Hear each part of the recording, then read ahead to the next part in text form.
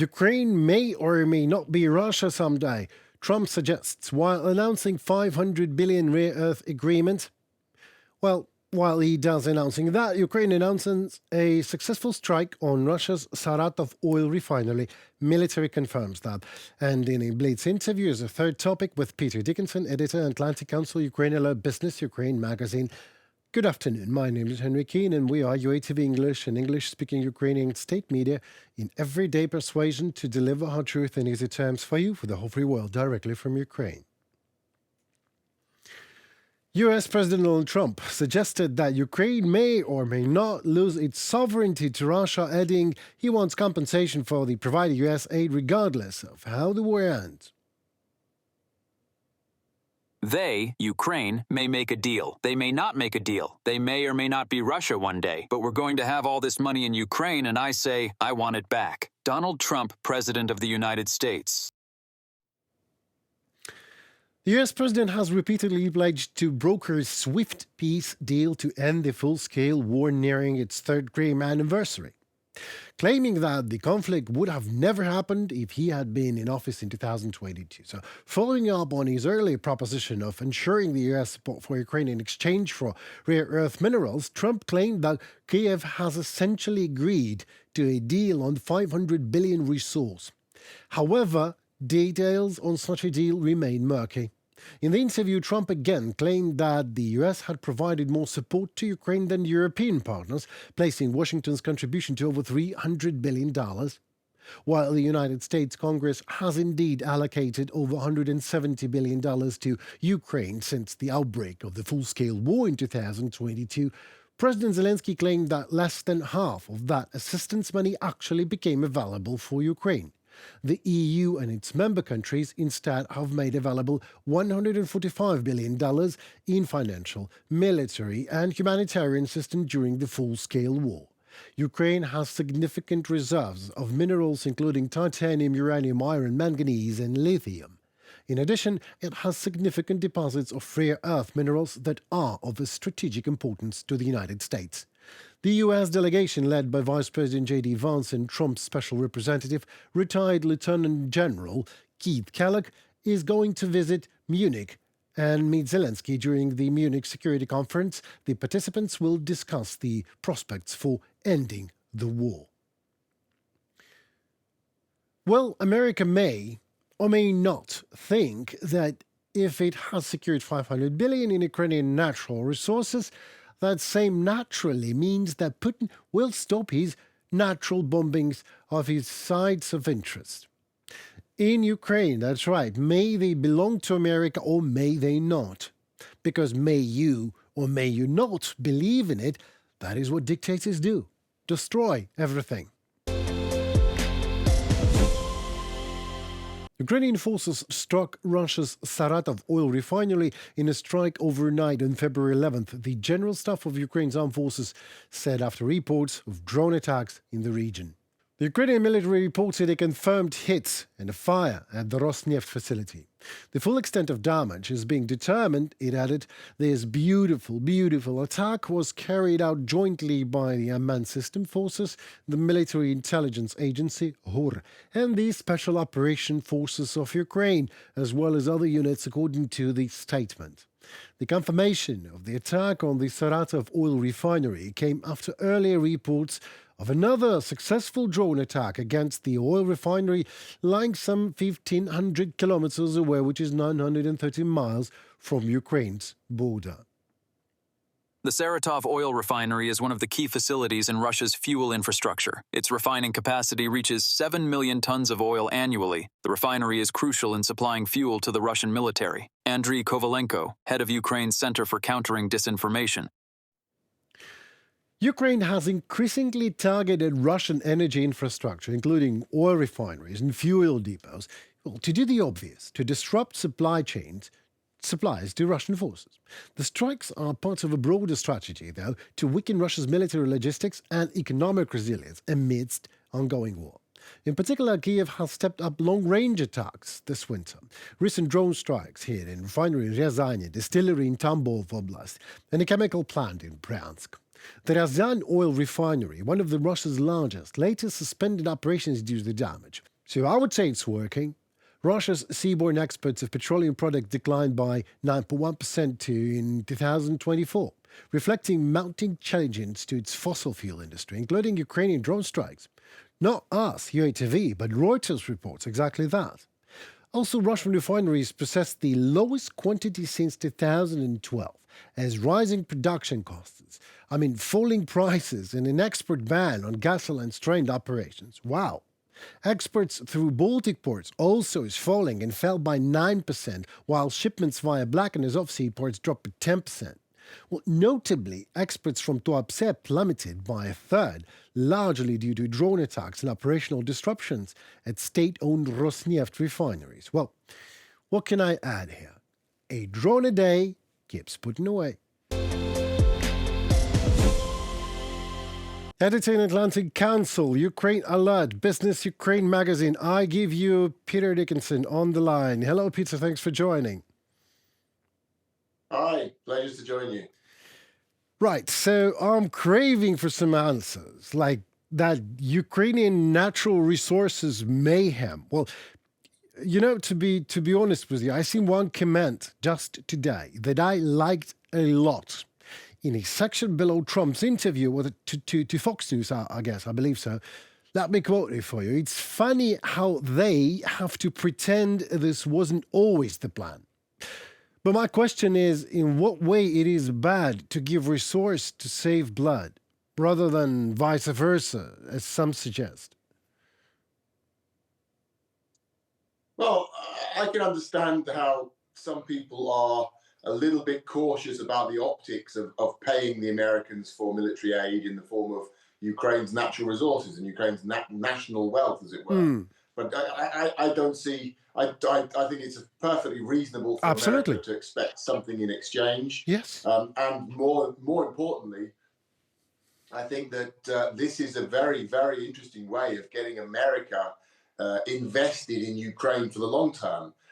This is a very interesting way of getting the Americans to be engaged, not just today and tomorrow, but going down 5, 10, 20 years down the line, to have a major American economic interest in not only Ukraine's survival, but Ukraine's success. So I understand why there is a reticence, why some find this to be distasteful, perhaps, or very, very overtly opportunistic from the Trump administration, perhaps. But I think there's a lot of benefits. I think there's a lot of logic to it, and there's a lot of potential advantages to it in terms of the war itself now and going forward, into the future, the relationship between Ukraine and America and the need to make sure that America remains engaged.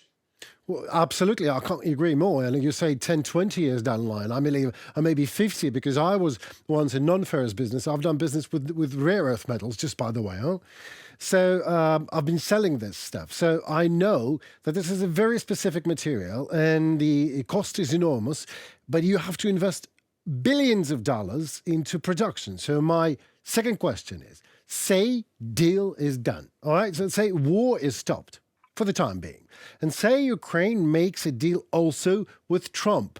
And we, as partners, start mining and selling whatever we're doing. Okay. So then, all of a sudden, one fine day, a Russian missile just shows up and destroys the mine, let's say, or the office and kills people. And Russians are like, well, we have no idea. What are you talking about? Just as they do all the way along, with Azerbaijani plane that they downed and murdered hundreds of people. So my question is, Trump is going to step up militarily after that, or not, do you think? Well, I think it might be an issue for Trump. It will probably be an issue for his successors, because this would be something further down the line. But yeah, this is collective the classic argument. Right. When Russia's invasion of Ukraine began in 2014, President Obama at the time in America brought together his security experts, and the first question he had was, please tell me why Ukraine is a vital security interest for the United States of America. Because I don't know, essentially. Obama was basically saying, this is not really our problem. This is not a big issue for us. So You can argue in terms of the strategy. You can argue in terms of the very, very grave, in my opinion, consequences of a Russian victory in Ukraine for international security. That the entire system of international security would collapse. But that's in the sort of theoretical realm. You could argue also that it wouldn't be the case. Some people feel that's an exaggeration to say that we will enter a world of a geopolitical jungle where might is right. That might be the case. Some aren't convinced by that argument. But I think if you bring in a very pure economic argument, Absolutely. say, look, we've got $500 billion of American assets there in that country, we can't let Russia take them. That's a very, very strong argument. And I think that whether it's Trump in the White House or his successor, whoever it may be, they're going to be very hard pushed to say, you know what, let's let the Russians just take it. I think that's not going to happen. And so, I think that's a part of this deal that we're not seeing enough now. The idea that if America becomes the key partner for the exploitation of Ukraine's huge natural wealth, that will anchor Ukraine into the Western world, and it will very much cement this long-term partnership between Ukraine and America. So I would look beyond the immediate optics of paying Trump off for weapons, and look at what that would mean long-term going forward. Because this is not a matter of just coming in, digging something up, and getting out, as you point out. This is a long-term thing. Yeah, absolutely. And also, like 500 billion is just for starters. Pardon my French. It's way more. I mean, trillions and trillions of dollars, even with the part of natural resources of Ukraine is occupied by Russia. Even that amount is absolutely huge. So, thank you for that answer. Now, I wonder why it's that warm tonight is our studio. Oh, sure. Oil refineries are burning in Russia.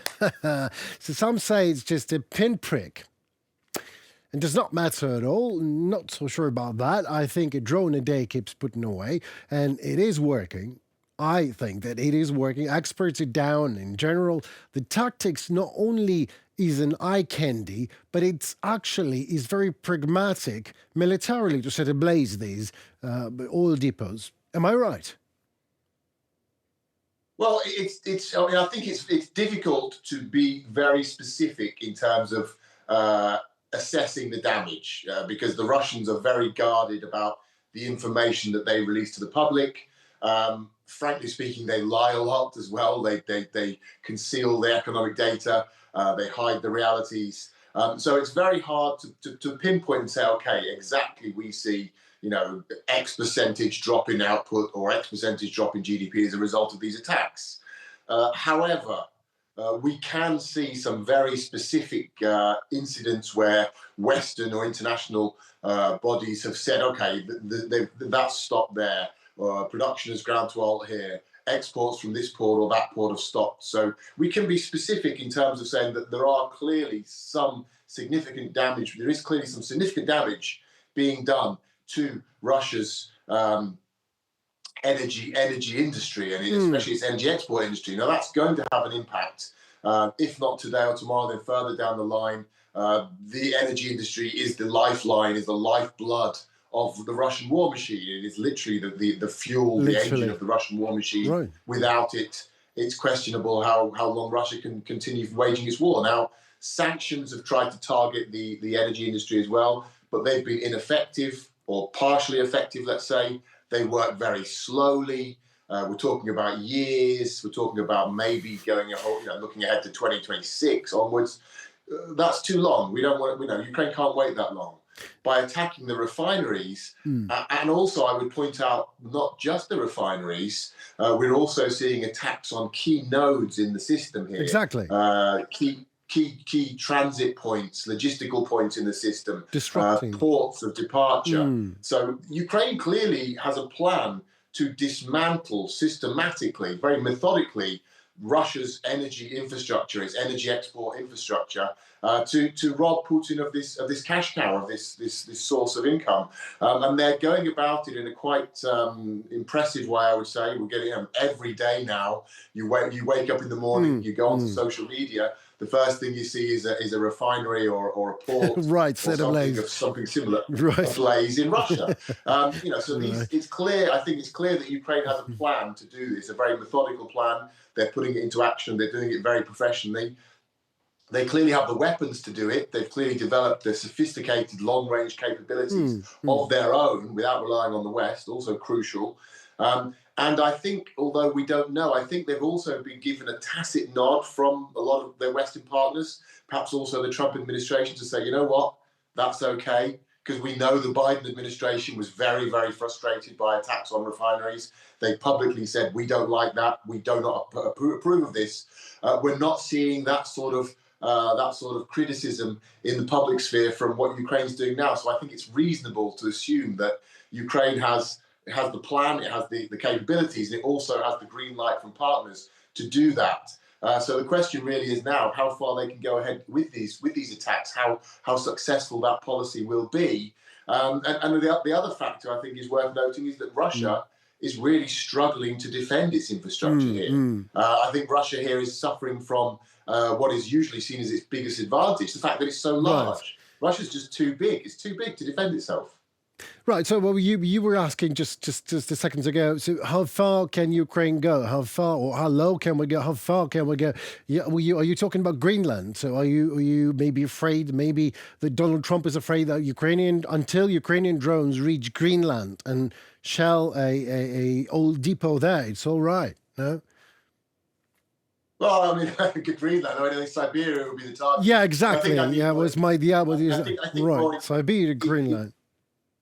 Yeah, I mean, I think more in terms of how comprehensive the destruction can be, because the main criticism of these attacks, I think, from a military point of view, is that the drones that they're using, Ukraine is using, are the explosive capacity, the explosive loads they can carry are not very big. So while it looks very dramatic, they can't always inflict huge damage. So the question is how quickly Russia can repair these facilities. Now, what we're seeing now in these attacks, I think, is, again, another important point, is that we're seeing the same facilities hit again and again and again. So that's perhaps one way that Ukraine can respond to the absence of very, very large-scale weapons they can use. Perhaps they'll develop larger-scale weapons going forward in the coming months. There is talk of Ukrainian cruise missiles, Ukrainian ballistic missiles. At the moment, it's mostly drones. But by hitting these plants again and again, and also presumably by hitting key nodes within these plants, they can potentially really break up Russia's ability to operate this massive energy export industry, which is so important to the country. Amen to that. Before asking my last question for tonight, I want to do a small remark. Just recently, I've noticed somewhere in my news feed, I see a picture of French Mirage 2000, was it 2005th generation, and there was a header telling that Russian oligarchs are keen to pay $1 million to a fast Russian pilot that's going to bring down French Mirage. So I think in this picture and in these news actually is Russia at its best worst. Oligarchs are paying dollars to Russian pilot to down French jet in Ukraine. And that's dollars. I mean, not even rubles. And that I'm not ashamed at all to say that they have stolen billions and trillions of dollars in Russia, from Russian people. And that is okay for Russian people, that oligarchs are actually making such a dirty proposition to a pilot. But, I mean, this is more like emotional. Oh, thank you for giving me the vents for this. But my next question, Munich and Ramstein. Do you have any expectations? I will be in Munich, probably seeing President, probably talking to Keith Kalloch. Well, maybe, if I'm lucky. But I will be certainly speaking to people from high profilers from Europe. But what do you expect, Mr. Dickinson, from Munich and from Ramstein? Do you expect anything? Well, I think, I wouldn't. I think one thing we can say for sure is that Ukraine will be at the top of the agenda at Munich. So that's already a positive. because the great fear has been and remains that Ukraine will simply slip off the agenda. It will no longer be a major issue, and people will forget about the war. So I think it's clear that Ukraine will be the number one issue on the agenda throughout the Munich conference. That's a very big plus for Ukraine. It's a very big plus for the West, but specifically for Ukraine. So that's welcome. I don't think we'll see any major breakthroughs. There was speculation that we'd see Trump's peace plan laid out. Now the talk is actually that won't happen. I think now there's a recognition that Trump actually doesn't have a peace plan in its truest sense at this stage. I mean, he has various ideas, but he's still very much feeling his way through this. He doesn't have a specific plan. His messaging keeps changing. So I think what we're going to see at Munich is going to be a lot of discussion between key players, so between J.D. Vance, other senior members of the Trump administration will be there. They'll be talking to their European colleagues. They'll be talking to their Ukrainian colleagues, to President Zelensky. So there's going to be a lot of engagement, and I imagine we'll hear a lot of very encouraging sound bites coming out as they all say how they're committed to Ukraine, how they want to stand with Ukraine, and the Trump administration probably will also look to be underlining this idea about the exchange, the resources exchange, because that's so important for their base to be able to say, we're not suckers, we're not just giving money away, we're doing a deal with the Ukrainians. It's not just about some very broad defensive democracy or opposition to fascism or Russian fascism. We're actually here also doing a deal and making money and looking after America's interests. So we're going to hear a lot of this sort of talk. We're not going to see any major breakthroughs. I think the Ramstein meeting will be interesting because it's going to be chaired by the British for the first time, not by the Americans. The Americans have always been in the chair there. They've always led. Now it's going to be the British, so that's going to be interesting. Again, I think we're going to see more commitments, more shows of support from Ukraine's European partners at Ramstein, certainly, but nothing out of the ordinary. I mean, I think the big announcements that we're all waiting for in terms of a vision for a future peace deal are going to have to wait. That's going to come later in the spring, I think, realistically, perhaps April, perhaps May. That's been my expectation. That remains my prediction. But this is going to be an interesting opportunity for these different guys to come together now, to sit down, to talk, and to sort of feel each other out a little bit, what's possible and what the realities are in terms of what can be achieved in this peace process. Absolutely. I have my feelings aligned with yours, because I also feel that it's better the decision that is think over in all the parts are taking part in the discussing. And like Ukraine, America, Europe, and then Russia. That sounds more realistic than having a plan that is actually no plan. Okay, well, thank you so very much for your time and for your expertise, Peter. It was, again, a very exquisite pleasure. So thank you. I hope we do it again and again. Thank you. Thank you. Goodbye. Well, that will be all for tonight. Thank you so very much for your precious time. My name is Henry Keane, and we are UATV English, an English-speaking Ukrainian state media, doing our best to deliver hard truth in easy terms for the whole free world directly from Ukraine. Please like, share, and let us know how we're doing with what we're doing, as your voice matters indeed very much. In turn, it helps Ukrainian voice to be heard globally, so stay safe and tune for more, already tomorrow. Goodbye.